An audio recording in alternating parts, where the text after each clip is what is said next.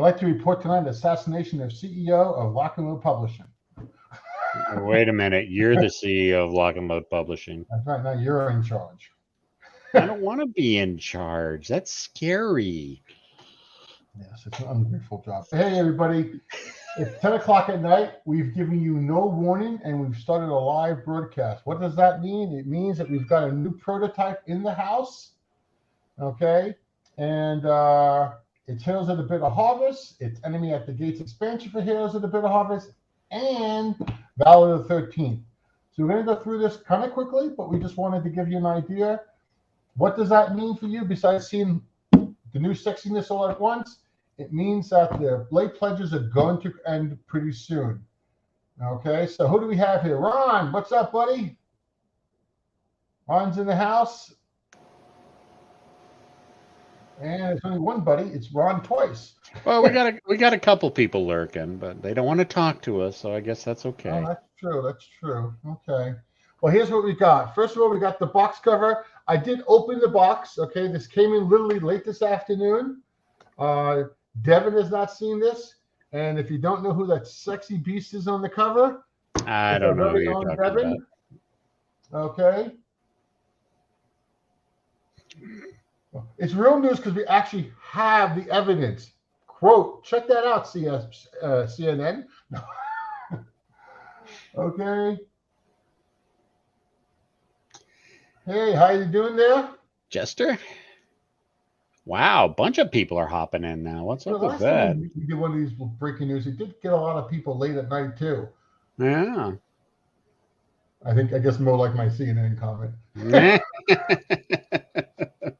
And there will be no extra activity underneath the desk at this time. So we got these prototypes in.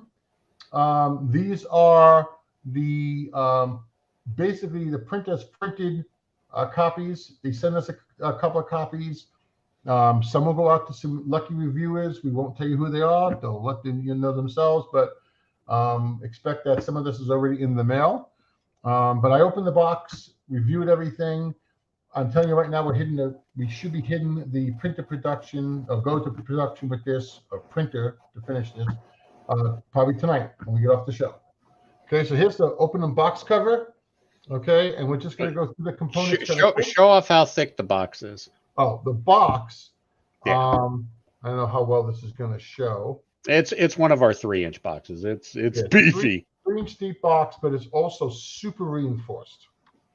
Okay, it's as reinforced as the point blank box, and if you've seen some of the unboxings for that, they've really commented on how nice and well the box is. So it's got a nice what's the word, linen finish on the box cover. Okay, and like I said, Devin's on the cover, and I'm really like the way this looks. I know we've been a while since we had a brand new Lock and Load tactical game out. You should start seeing them a little bit more fast and furious. With the help of what the staff we have and arranging it, we were able to do quite a bit. Yep, pretty much the same Lock and Load box. Oh, look at Ron. Yeah. It's too close to the one letter change, and then we could be the Clinton News Network. I couldn't handle that.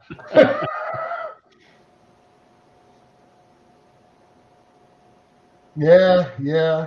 Well, we got it reinforced for point blank too. So anything new has had the new box there, Mo. Okay, so let's start off. We're going to move the box over to here.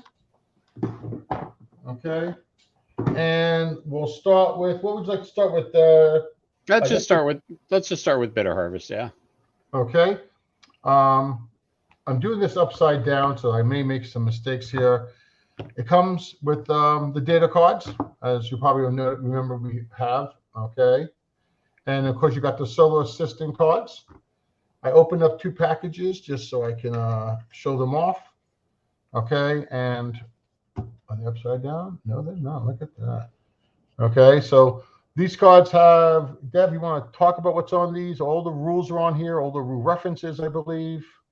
Yep, everything you need, everything that's on the counter is on the data card, because for those of us with our old eyes having a hard time seeing even though as big as our counters are, it's still a little bit difficult to see them. So we've put everything on the data cards. The ordnance hit charts for ordnance and tanks are on there. The major rules references, it's just everything. It's the counter and then some on the data cards. Plus, we've also got a spot on there for you to write in if you choose to play with the miniature system. You can figure out whatever scale you're doing, be it 28, 15, 6, 3 millimeter, whatever. And then you can write in on the data cards. It's like, all right, we're playing at 20. My favorite scale is 28 millimeter. So, range of 4 is 16 inches, or however you decide your ranges are going to work out. But we've got spots on there so you can write those on there. It's every unit in the game has got a corresponding data card.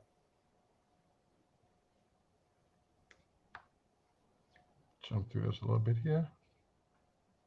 And this includes not just the vehicles, but the squads, the weapon teams, the support weapons, leaders. Yep. If it is an actual combat unit in the game, we have a corresponding data card for it. Now, we don't have data cards for like entrenchments or foxholes or stuff like that. I figured we didn't need to do that. But anything that is a combat unit that is placed on the board, we do have a data card for. Sorry if it's a little fuzzy with the cards, because we haven't done many of these type of breaking news, so we're just type of trying to work this out here. Okay, so that's that. Now you may notice one of the data cards is this, and this is so you can either photocopy this card or just use the card. And this is for the role-playing campaign system in the game, which we'll show off in a second. But this is data card just in case you want to keep your stats on here and stuff like that. Okay, I'm not going to open up the rest of them. I'm going to move these over to the side. And those are tarot sized. Those aren't regular playing cards. Those are tarot sized cards. So. Here is some of these are just some of them. These are the actual single star defensive cards. And the blue for the solo assistant. What? For the solo assistant. Oh, that's right. And then the gold star is the additional cards that we're called for, which we'll go over. We show you the campaign book. But yeah, it's your standard solitaire assist. If you're familiar with either it from Lock and Load or from Nations of War, World of War, it's the same DNA. I mean, we kind of made them. We did enhance it quite a bit with the. Yes, we did. Leaders. We added. Don't forget, we did add the reload cards in it. The reshuffle cards are now reload cards. Yep, and the random event cards now. Random event cards. We got the special random events, and we got the battlefield events. So there's quite a bit. None of the battlefield event cards didn't exist. The reshuffle cards, or what we call reloaded cards now. What we did in order to speed up or the reloading of the deck, or if you wanted to slow it down, the scenario will tell you how many reload cards are put in the deck. And then when the card comes up, there are special conditions for reloading the deck. So if you wanted to try to reload a lot, you put all 6 in. If you want to reload it not so often, let it run through and then just reload naturally, maybe you only put 1 in or 2 in. And again, this is some of the newness for the system. Okay.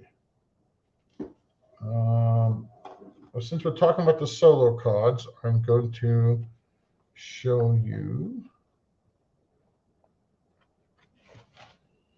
Okay, these are the updated solo assistant flowcharts.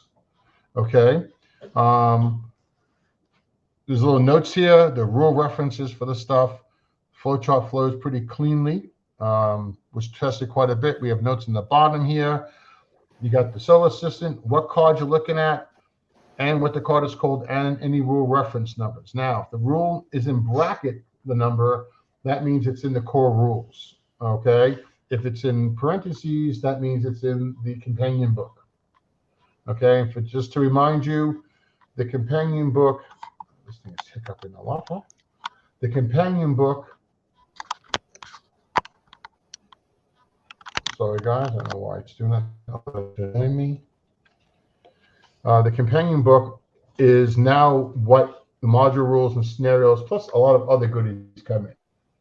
Okay, I know you guys are asking questions. I will jump into that in a second. I wanted to show you a new feature of these cards. On the bottom, there's a blue line, and it shows you the name of the card, or what card is on the back side.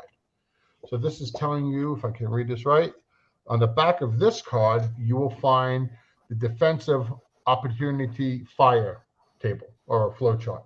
So you don't have to keep flipping them back and forth. That was one of the complaints we got. Now you can just kind of scan and see what's on the back side. You can automatically see what's on the front side, and then you can just flip over and do what you want. Okay, let me just see if we have any great questions here. Chester had a good one. Okay, hold on. Who updated the solar system? It sounds amazing. It was a combination of myself, Sean. Sean did, I think, the hardest part of it with the flowcharts. He really did expand the flowcharts quite a bit. The cards themselves were probably mostly me and Devin. The nice thing that Devin added was really the solo setup, which we'll get to as we go through this quickly. The solo setup, well, I have to say, Devin's design skills are just. Oh, you're making me blush. Okay. These are the combat cards. You've probably seen this a dozen times already. Cards, yep. Tactical, the back of the core rules. This is really pissing me off. Hold on. Okay, does that help? It's like it's in that right zone where it's too close and too far away at the same time. All right. I'm going to have to buy more expensive cameras, I guess. Okay, so this is going to be awkward. I'm just going to do it this way, guys. All right, so these are the regular tables. I don't believe anything was changed, really. I think there was some minor. There were a couple changes on how buttoned and unbuttoned versus ordnance teams, but that was really about the only change that was made. We changed how the hits. The hits were a little bit wonky because a unbuttoned tank would get a benefit over a anti-tank gun team, which is technically unbuttoned to begin with. So we kind of had to switch the numbers around for if it was a buttoned or unbuttoned. Oh, that's right. Yes, I remember those long, boring discussions. Yep. Oh yes. Oh yes. Okay, and really, the only other changes that are on there, these player aid cards do not have any of the modern rules references on them. You're not going to find any references to helicopters in here. You're not going to find any reference to night vision devices. It's World War II. So why are we going to put in the modern player aid card information? And here are the beloved new artillery rules everyone has been screaming and loving about. Oh, they've been screaming about it. I don't know about loving, but they have been screaming about it. Then we have the skill reference cards. Okay, we put them on cards. Now, did we add them to the deck of cards as well? Did we do that? You have to look at the stretch goals, guys. I can't remember. If it is, it's probably one of the deck of cards I didn't look at. Yeah, I think we put the skill cards as part of the other decks of cards. So the skill cards, but you can also use this. You can use either method. Yep. Okay. And then we have a terrain effects chart. Okay. And you're not going to find anything weird, wonky, or wild on it. I mean, it's the southern steppes of Russia. A bunch of plains, a bunch of fields, the occasional building, and the occasional tree. So it may not seem like it's that exciting, but it definitely represents the fighting that occurred in the southern steppes of Russia. And do not forget that this has, what is it called? Enemy at the gates terrain effects in here too. That has got some interesting terrain in it, just because of the unique nature of fighting in Stalingrad. And we'll get to those when we start cracking that open.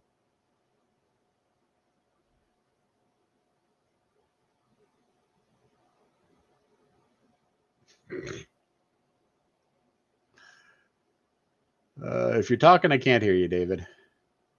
How's that?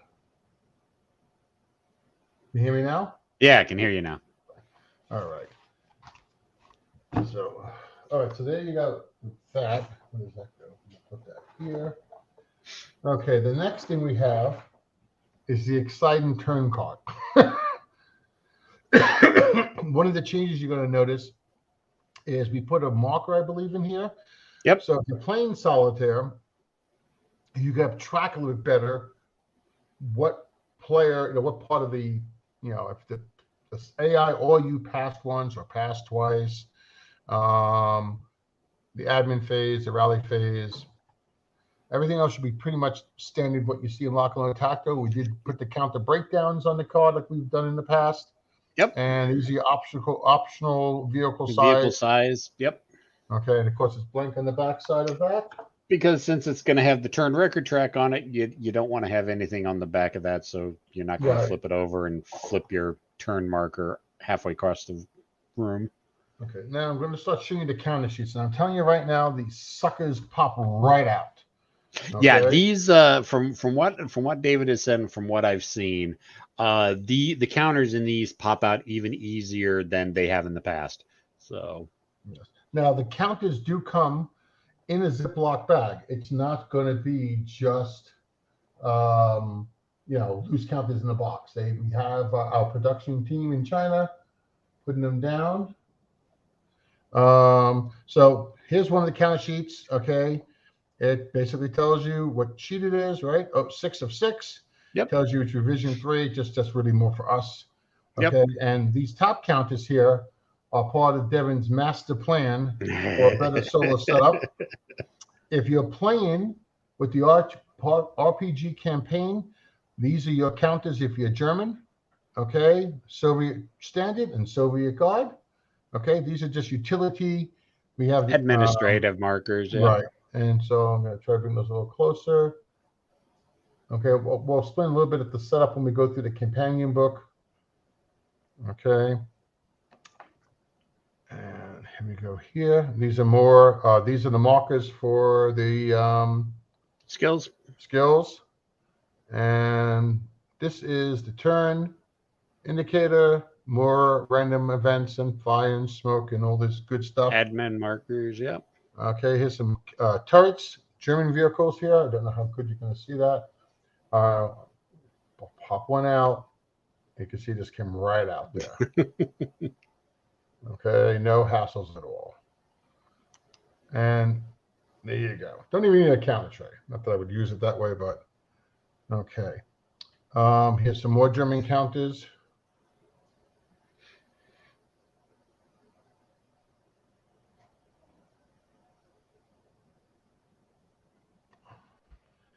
And some more game counters, guys. You can see it's got quite a bit of counters in the game. Yep. Bunch of motorcycle infantry. Yeah, what I know you have a special, I think this is it right here, that you've got that machine gun on a the Tachanka, yeah, the Soviet horse-drawn wagon that had the Maxim machine gun. They would sometimes stick like 4 Maxim machine guns on the back of one of those things. Excuse me. I've always been fascinated by the Tachanka, and it just isn't represented that well in a lot of games. I mean, obviously it's an ASL because everything's an ASL, but short of that, you don't see the Tachanka very often. So I figured, I got to get it in there just because it's one of my favorite units from World War II. Just to be a completist, here's the bottom of the box. Okay, and we put some graphics on the side. Why? I don't know, because we can. The credits are here, guys. One of the there we go. One of the games we're going to be showing pretty darn soon, people. Okay. Devin's been working on this for Gotardo. Gotardo is known for quite a few games. He's got a pretty nice repertoire as a designer, but for us, Space Infantry Resurgence, Space Infantry. Okay. And Point Blank, as you guys know, real quick shout out, not to get off what we're doing. The truck is due at the games some probably early next week. We're not sure what date it is, but we'll be taking some filming when the thing's unloaded, and we are pretty ready to start shipping those out. I'm going to say probably the next day, hopefully. Okay, and there you go. Stats, if anyone cares. The complexity is 6 out of 10. Solitaire is 10 out of 10. I guess we could say 9.5 because you still have to make a few decisions in the solitaire, but the new system is pretty fine there. Okay, and bottom of the box. Put that there. Okay. Now we got the maps. Okay, so I'm going to. This is a big map, so I'm going to assume this is the X map. X map size. Now, just so you know, going forward, we're probably not going to be doing the smaller map size. We might be able to make it for those few people who really want the smaller size, because some people have said, "Oh, don't get rid of smaller size." But printing all these maps in 2 sizes when you're only playing one or the other, by far, people like the bigger maps. I mean, it's like 90 to 10, really. But if you really want a smaller map, we'll make something that maybe you can buy separately if you really got to have it. But it's just, we can use that space for play array cards. We can use that place for counters, things I think would be much more advantageous in the game. Okay. Robert, hold on, here he is.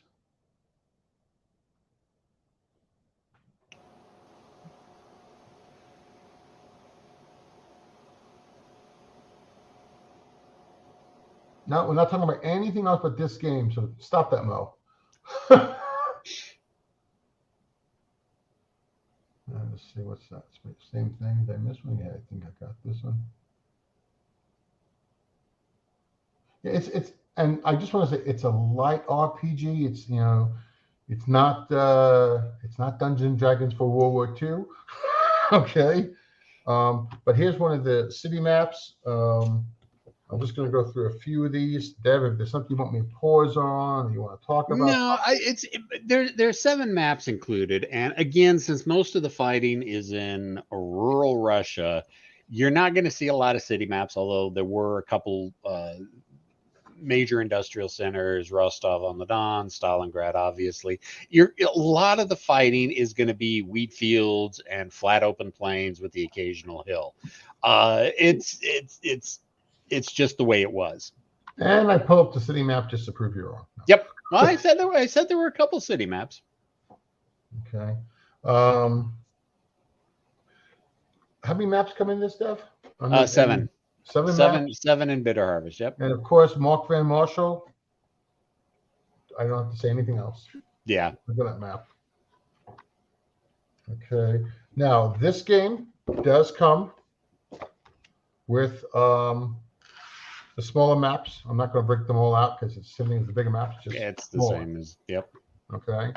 And you say, well, how much bigger is it? Well, let me just using this as using this one. Yeah, here we go. Using this as my prototype section here. That is the X map size. And if I can actually open this, this is the Senate size. Oh, wrong map, I guess, right? No, it's the same. Oh, no, yeah, you're right. It's got to be the wrong map. I got the wrong. Here it is. It's this one. Sorry, guys. Okay. So you can see this how much smaller. Now, there is no difference in the map, okay, with the exception that the hexes are big and you can fit the counters, 2 counters or 3 counters in the hex group compared to only being able to stack them here. I'm going to leave this out here and put the rest of this away. Give me 1 second, everybody. I'm just going to stick these over here. Anything crashes, it's the stuff I'm piling up on the side here, guys. Okay, so we also have, okay, first time done, we made a stretch goal, okay, of giving you guys the manuals and what is now the companion book, used to be module and scenarios. Module scenario booklet. And look at that, okay? Now, these in a way are better than the ones we make. I know that doesn't sound good in-house because we can only do a single spine because of the type of machine we have.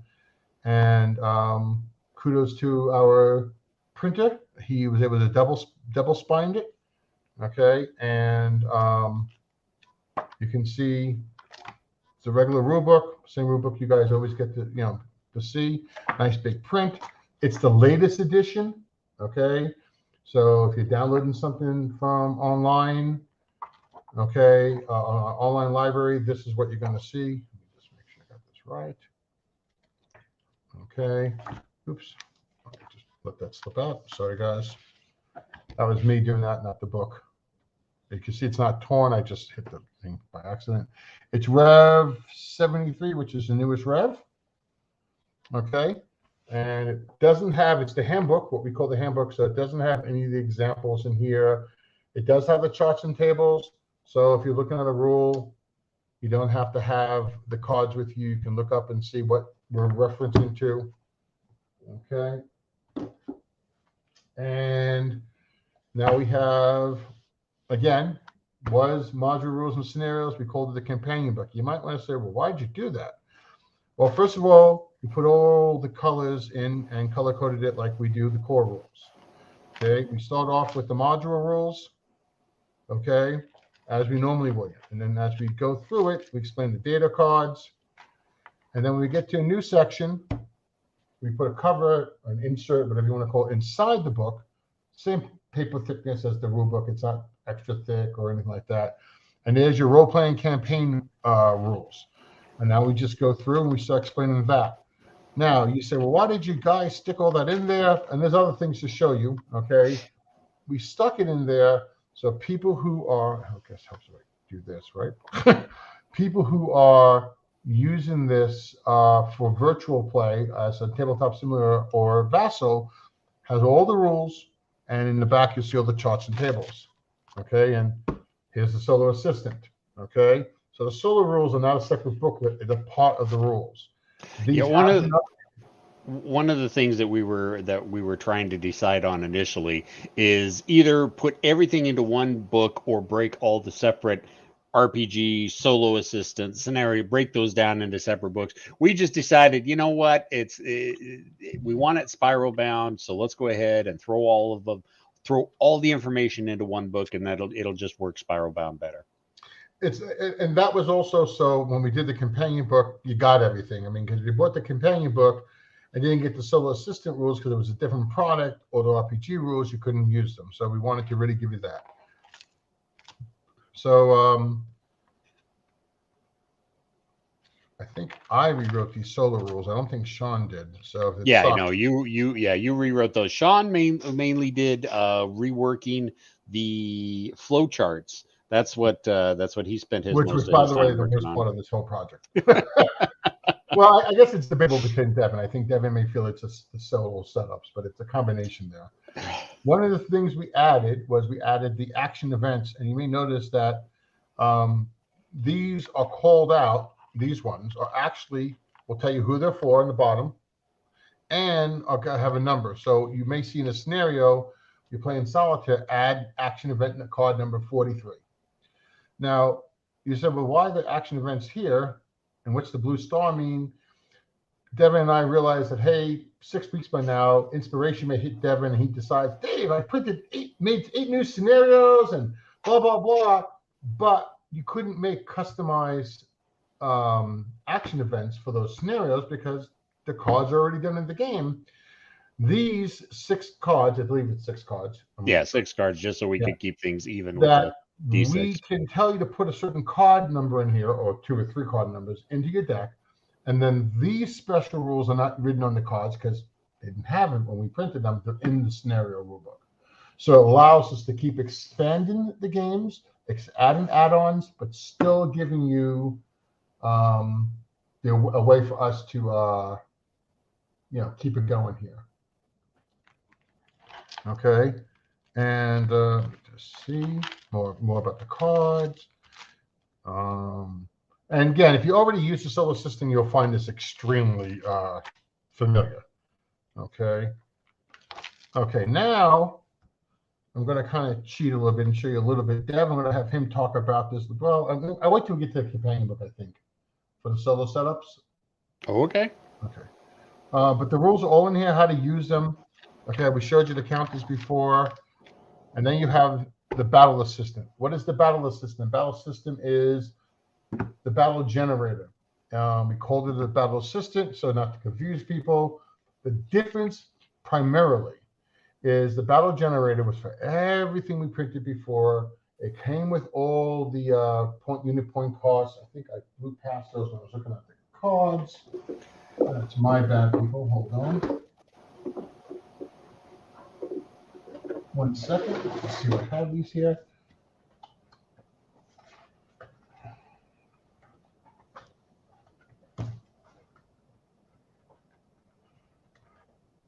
Okay, I did. Okay, so we give you the cards here. I'm just going to pull one out because I can't find the other one at the second. I know they're here because I already spot checked everything. And again, it's for you building your own battles. You can use it with the solo system, so you don't have to be playing our scenarios. You don't think we're good at this. We also provided the role-playing card, which as soon as I find them, here's the other Soviet one. And on the back of one of the solo cards, we also have the RPG card. Okay, and it just tells you how you start your campaign and basically what gives you points. At the back of the RPG campaign, which I also blew past. Hold on a second, go back a little bit here for you guys. Oh, it's in the back of the book. In the back of the book, we didn't make a card for this because it didn't make sense to us. Because you're really going to want to photocopy this because you're going to want to write on this. So whether you make it a card or we made it in the book, you still have to photocopy this for the points you're going to get, adding up points, what your ratings change to, and so it's already in the book here. And again, the campaign book has all the charts and tables minus the core rule book's basic charts and tables. So you have all the cards here as well in the booklet, okay? And these are the snails. I'll get to that in a second. Here's the point charts. Everything is in here as well. Okay, so the battle assistant, there you go. We did expand the battle assistant a little bit as well. We made the weather conditions more specific to the time frame for bitter harvest. Plus, we kind of upped the size of the battles. I think there was a small, medium, and large, and then now we have a monstrous size. So there are rules in there for playing monstrous size. And the rules themselves, I mean, again, not drastically different, but they are significantly different on the fact that we can modify this per game now, per battle, okay, how the maps are set up, how they're angled, all that has been updated as well, okay? But it is, again, if you have the battle generator, you'll be pleasantly happy, but you will find some changes in it. Again, not horrible changes, just, did we change the artillery? I think we did, didn't we? The which one? The artillery in the battle generator? Yes. We did. Well, it wasn't massive changes, but we did tweak it slightly.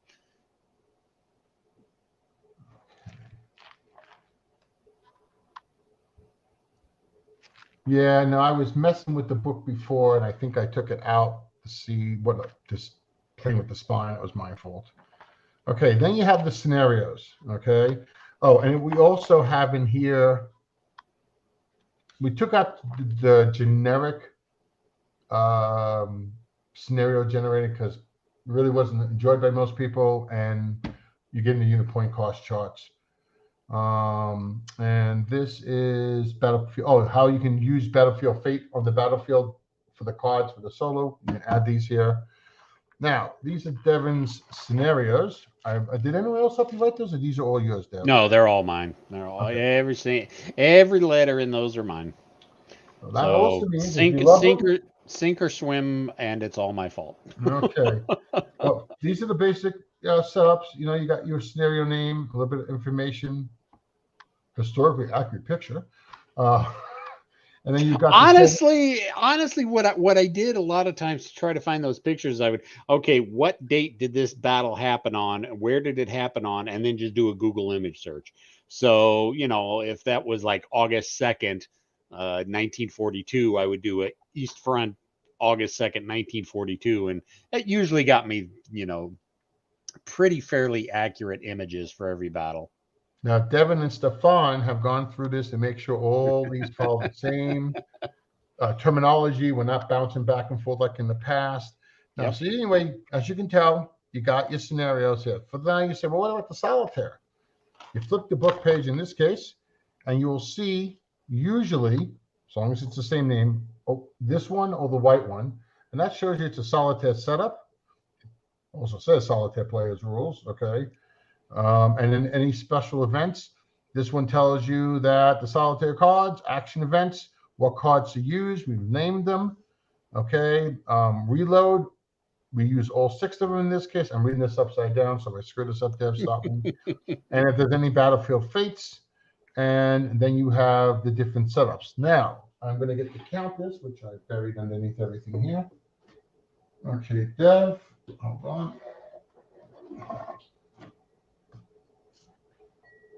Okay. Popping that counters left and right here. Look at that. Counter disappeared somewhere already. Okay, so on the back side of these are black ones, and they all look like that. Okay, Deb, you want to explain a little bit about this? Here's the map. Yeah, so basically what I came up with is I could have done a single unified setup that the scenario will play out. All right, if you play in the Soviets, this is how they're going to set up every time. To me, that's absolutely boring. You know what the AI is going to be set up every time, and you can plan your tactics around it. I figured, that's kind of boring. So I needed to come up with a way of having multiple setup locations. So it would be a variable and random setup every time you play it. And with some of these combinations, you're never going to see the same setup twice. So basically, I broke all the setups down or all the units down into different little groups. Kind of how I would set up. So basically, when you're playing against this, these are my setups. You're playing against me in these setups.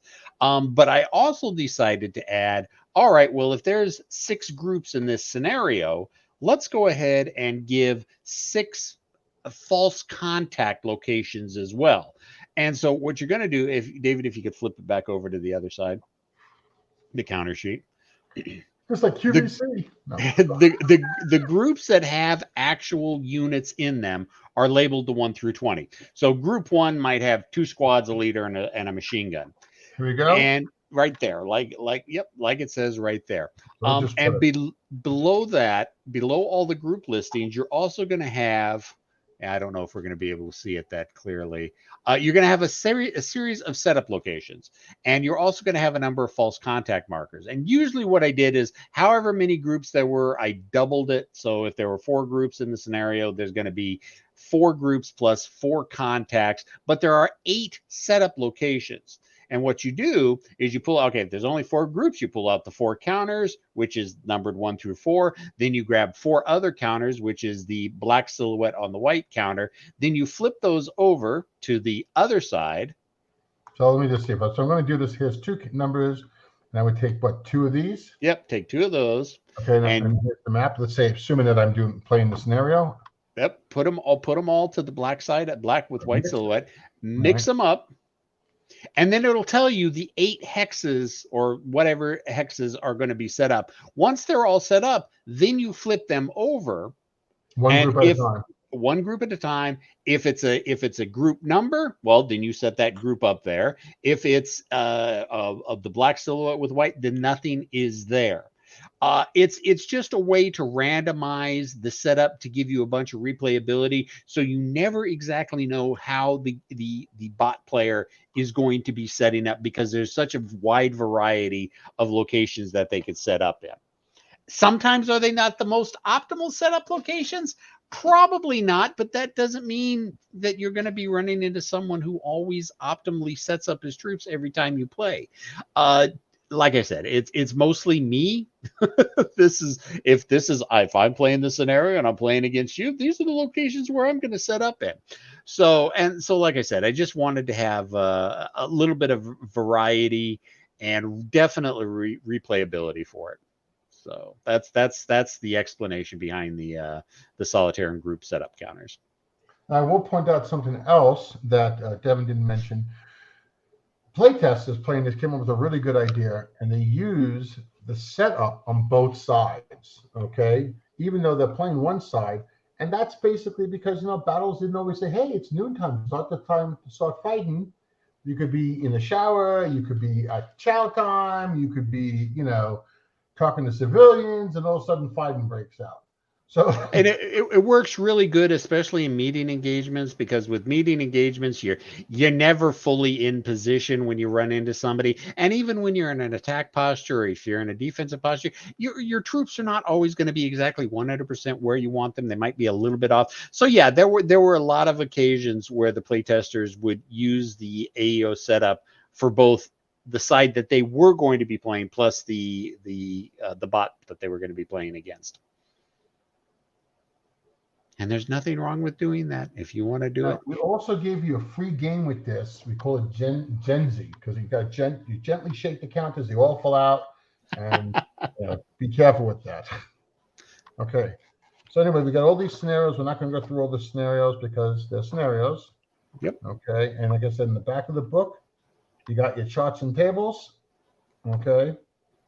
Propaganda for some of the other coming games that Mo had to bring up. Okay. And again, you got your charts and tables and everything in here as well. So, okay, so I'll put this over here. Okay, so that is Heroes of the Bitter Harvest. We should probably also point out that it does come with dice. Yes, you get 2 of each dice, at least you're supposed to. Yep. So there's going to be 4 dice in this, 2 for each side, unlike the previous games where we've only given you 2 dice. Okay, so Enemy at the Gates is an add-on for Heroes of the Bitter Harvest. And okay. I gotta step away real quick. I'll be right back. No problem. For Heroes of the Bitter Harvest. Okay. And again, this is called Module Rules and Scenarios because it does not have the charts and tables in the back. Okay, it's just for the add-on.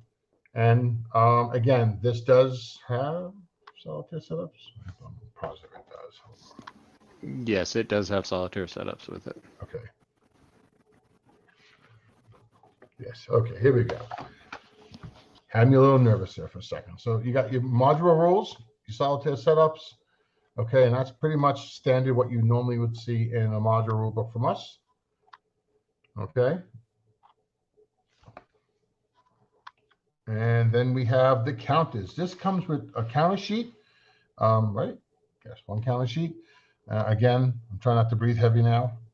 Dev, can you tell us anything particular that is on here that's special? You got the sewer, which I'll let Dev explain when he comes back. You got new additional Soviet forces. You got Russian flamethrowers. There's some German units here. We have severe rubble. What is severe rubble?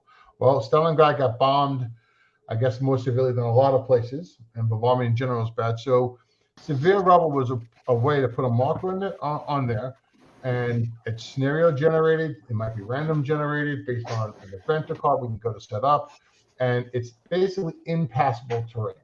It's something that not even a sniper can set up in. You have to run around if you're trying to get from one building hex to another in severe terrain or severe rubble in the middle. It doesn't block line of sight, or does it, Devin? I don't remember. It's blocking. Yeah, it's blocking line of sight. We did add some more. I think it's the new Tiger tanks in here. Or no, the Stu H-42s. One of the things that, and I hate to mention this, but one of the things I always loved about ASL was just the sheer weight of all the OOB that was available, and just because their counters are so small, our counters are so big, we can't get as many counters into the game. But I've got a thing for Stugs, the Stug series, and so I always thought it was criminally underrepresented that the Stu H-42 was not in the game, and this was my chance to stick the Stu H-42 into the game, so I did. There you go.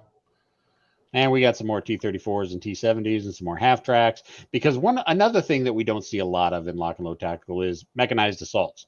I mean, there might be, I think Heroes of Defiance had the most half tracks in it. It had like 3. It's like, no, I want a full on Panzer Grenadier Company mech assault. So we're going to stick a whole bunch of half tracks in there so I can pull off my German mechanized infantry assaults with Panzer Grenadiers.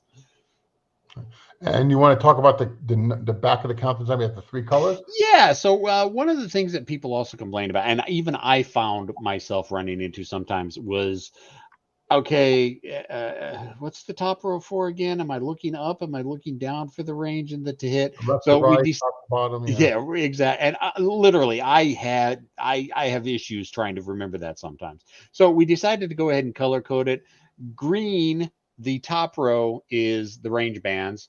Yellow is the to hit number that you need, that the to hit band, and then the red is the armor piercing value at the bottom. It's a quality of life thing. It just makes things a little bit easier because, like I said, it's like, all right, um, okay, which one's the range band again? And am I going up or down? I'm not a clever man sometimes, so it Now, just makes life easier. and we did put both the old style, which had no color bands, and the new style referenced in the core rules. So Yes. we won't have that. Okay, these are some of the new sexy maps. I really love these maps that Mark actually I did. designed these. I forgot about that. You didn't design. No, well, technically, you kind of designed them. I started. Well, let me put it this way. I gave the rough. I borrowed very liberally from the original squad leader maps. It was what I broke my teeth on as a teenager, and then we modified it. Then Devin modified them, and then of course Mark had to interpret our changes. So, you want to talk anything about these maps? So yeah, basically both of those maps put together is basically map 1 from the original squad leader, and everybody remembers Guards Counterattack, the Tractor Works, Streets of Stalingrad, the first 3 scenarios in squad leader, probably the most played scenarios of all time. So we decided we were going to put our own lock and load tactical spin on it as an homage. So yeah, those 3 scenarios we decided to go ahead and remake in Enemy at the Gates, and so we needed the maps to go along with them as well. There are differences, mainly because our map sizes were different. It's also we also did change some. I mean, I know because I was the one drawing it. We did change some of the building settings, building types, and for the most part, I think the sewers are about 4 hexes apart, right? Just so they can. Yeah, and that's the biggest thing. The sewer entrances are definitely different. They're at least they maintain at least 4 hexes apart, just the way of because of our sewer rules, the way our sewer rules work. We didn't want to have real complicated sewer rules, not like ASL had. So we simplified the sewer rules, and we decided, nope, you can only move up to 4 hexes away from one sewer to another. And so there's that. And this is basically, I think, map 3 from squad leader. Yeah, they're pretty they're different. They're similar. I mean, but they're different. Yeah. So, but again, Mark just did a phenomenal job with these. Actually, if you put them short, yeah, that's more. Yeah. Oh, and there is one thing that you and I always forget to say. Normally, there's only one tip, one road exit. Yeah. On the actual on that one, just to make it work, there are 3 road entrances on the sides of 2 of the maps for quote unquote board 1 from ASL. Basically, if it's still isometric, if you want to butt them up to another one, just, and I put this in the module rules, it's a road end. I mean, it doesn't connect to another road. That top road and that bottom road, it's just considered a road end, and it just abuts, and you can use them isomorphically with any other map in the system.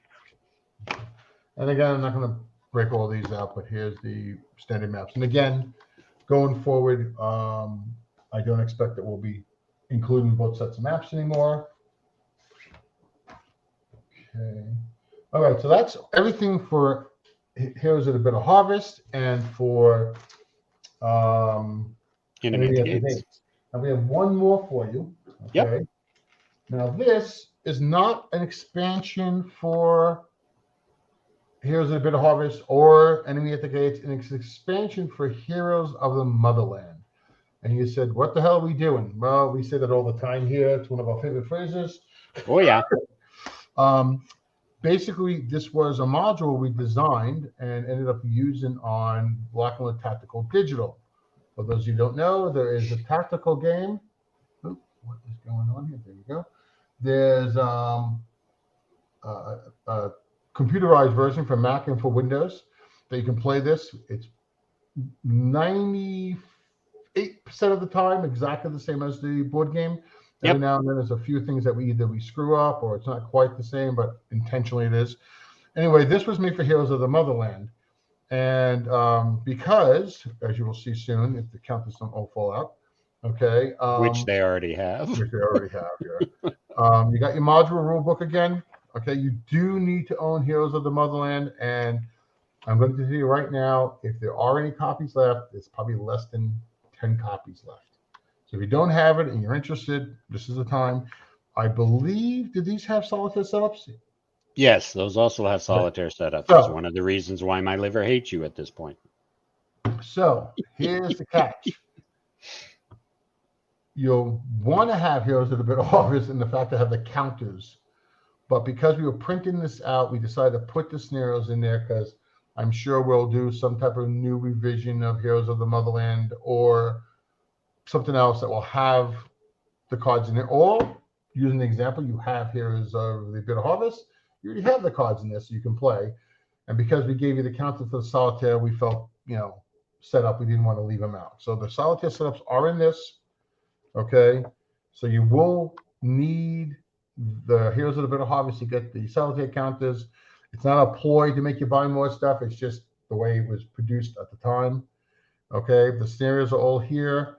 And again, Devin just outdid himself. One of the major differences here is you get two sets of maps here. I'm already going to only put out one simply because it's just too big. And I misfolded this. If you see a weird groove, you can blame me. Sorry, guys. It's not a misprint. It's just I wasn't paying enough attention when I did it. Okay.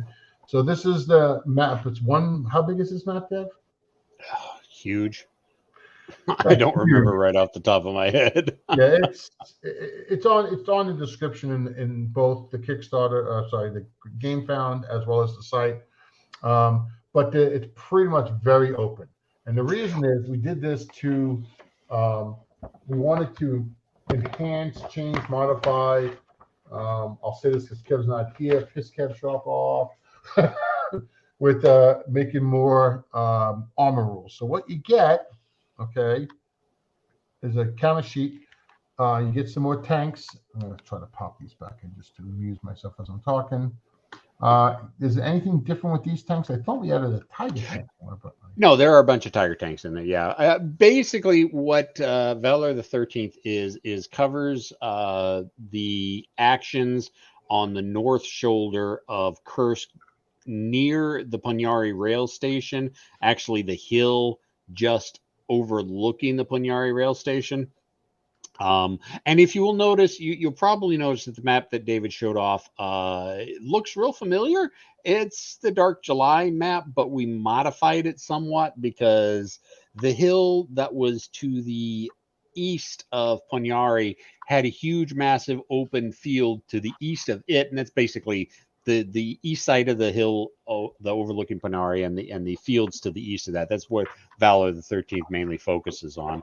And there's the hill right there. That's basically just to the east of actually, if you turn it, counter.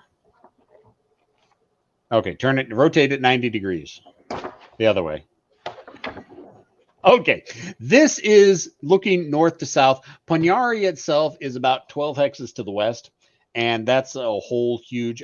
There's a part of me that would love to do a Punyari and Lock and Load Tactical. I didn't have the time for it. We had this map. It worked really good. So yeah, here we go. This is the map to the west of, or to the east of Punyari. A lot of armor, lots and lots of armor. We've got two scenarios. I call them my monster scenarios. I mean, there's 40 plus vehicles for both sides. Well, the Germans have usually got a full company of Tiger tanks, so that's 12 Tigers, and the Soviets have got 30 to 40 tanks, T-34s and KV-1s. Really, really big scenarios. But the most of the focus for Valor the 13th, since was a lot of armor fighting at Kursk, is we kind of gave you an optional set of new armor rules. The armor rules for Lock and Load Tactical are simplistic. They work. There's nothing wrong with them. We wanted to expand the rules for vehicular combat a little bit. You can knock out tracks, but the tank is still good. You can knock out the gun, but it's still good. Originally, if crews ever got knocked out of a vehicle, they can't remount. With these new optional rules, they can. The rules are not that difficult. I think there may be 6 pages of rules for the advanced vehicle combat.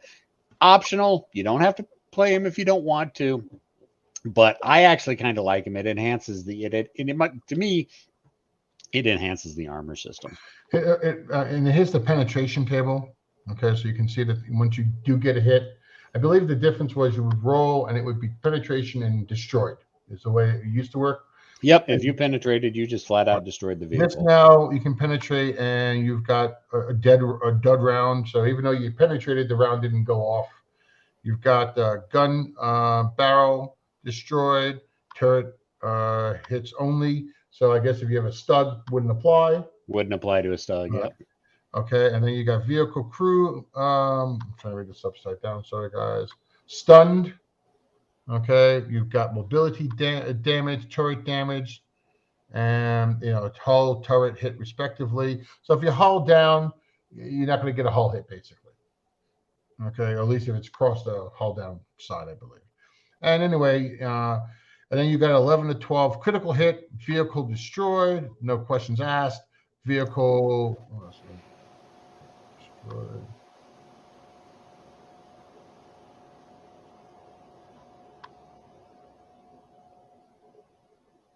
You got mobility destroyed, turret destroyed, vehicle destroyed, critical hit, vehicle destroyed. I'm trying to remember what the heck that meant. That was the crew doesn't even survive. Oh, okay, that's right. And then you got all the counters that are different here now are added, and then what they all are.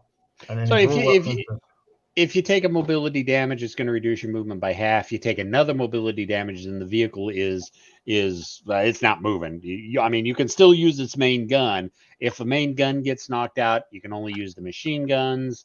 It just adds a little bit more flavor for the armor side of things. And just let's point out, if you say David and Devin doesn't know what they're doing with this, these rules suck, you can still play the same scenarios in the Monster with the 40 tanks and keep using the rules that you know and love. Yep, the advanced vehicle combat rules are optional. So, okay, so that is everything we have. I'm not going to break this out, but I am going to tease you with it. We did get the stands, everybody, to test out. We're making sure everything is perfect. For the flight stands, for World at War 85, Blood and Fury. I sent a couple of sets off to both Keith and to Jeff Schulte so they can try it. Okay, and there you go. Well, thank you very much, Ryan. And like I said, this is going to go into production. I'm going to give it to go ahead either Terry tomorrow when I get Amy on the phone. And this will be, missed the map. And this will be pretty quick to be done. And we're only ordering really the games that get pre-ordered, okay, on the crowdfunding and the dealer orders. Once we're done that, there won't be very many at all in left over in stock. So we just want to say that again so people can't say, why'd you order so few?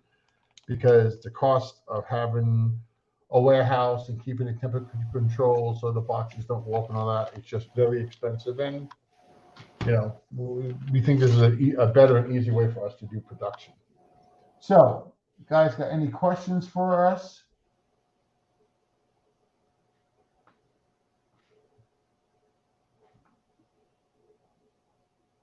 Hey, no problem, Robert. Hey, Robert, you get a chance tomorrow? If you can, give me a holler. I got something for you. When you're back up on your feet. Does anybody else have any other questions for us on this news event? It's already been an hour, basically. But we went through 3 different products. We went through Heroes of the Bitter Harvest, the core game. We went through the expansion for Bitter Harvest, Enemy at the Gates. And we went through the expansion for Heroes of the Motherland, which is Valor 13. So we hope that you really enjoyed that. Again, we're pretty excited to look at it ourselves. Not only that, but also show you guys. And I want to thank, I really want to thank the guys and the team. They really put a lot of effort into this. And Devin did, in my opinion at least, an excellent design work, the solitaire work, changing the cards, Sean doing the new advanced spreadsheet cards for the solar system. And if I missed anybody, not deliberate. We're just tied here. So we're going to say good night and God bless. And again, you got a very short period of time for late pledges for the Bitter Harvest and those 2 expansions. And if there's anything else, I'll take any last questions here. Yeah, we call it breaking news because that's what it is. We're trying to get this out as fast as possible and kind of keeps your guys on your toes. We hope you enjoyed it. Okay, and we do have the same exciting ending graphics for you and news, and we'll see you next time, guys.